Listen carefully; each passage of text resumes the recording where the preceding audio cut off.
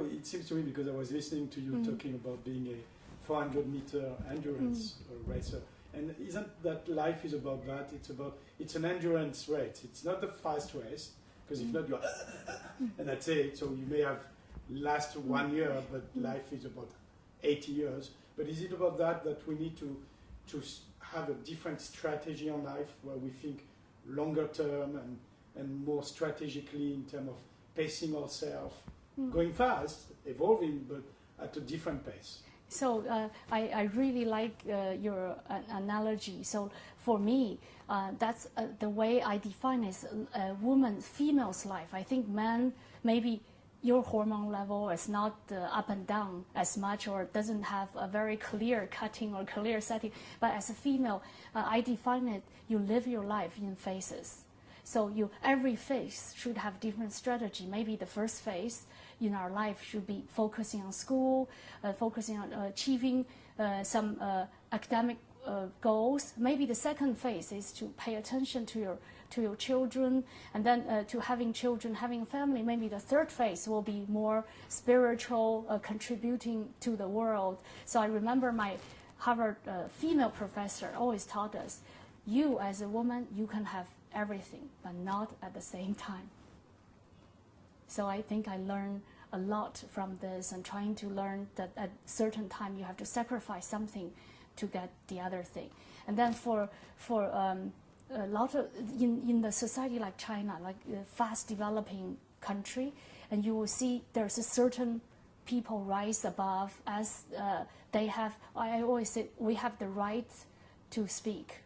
And then there's a certain woman who do not have the right to speak, and who's going to represent them. So I always ask people, or trying to get ladies like me to speak for the underprivileged female who do not have the attention of the society, or do not have the attention of the media.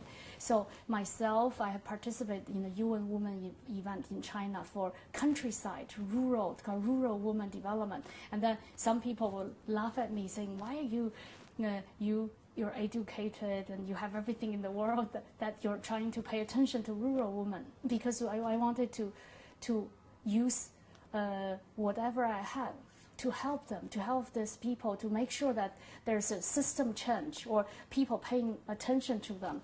So in that forum, which happened last month, and then there's a very important thing came out, and they're saying rural women has to be given the rights and authority to choose. I think the same thing that I just mentioned, choices is what we need to have. A lot of women, rural women, have not been given any choices except staying home, shouldering, raising the children, also doing the farm work. So they're while their husband doing some work in the city, in the big city. So we need to give them choice. Maybe in the village level governing body, give them position so women's voice will be heard. And then when women's voice will be heard, sometimes I have, from my observation, is men are not against women. They are actually not. However, when our needs are not spoken, just like in relationship, like men think their way, women think their way. Unless you tell them, they will not know. So I think we encourage more women to say what they need in life, and then that will change the world to be a better place. And then I'm very happy to take that role.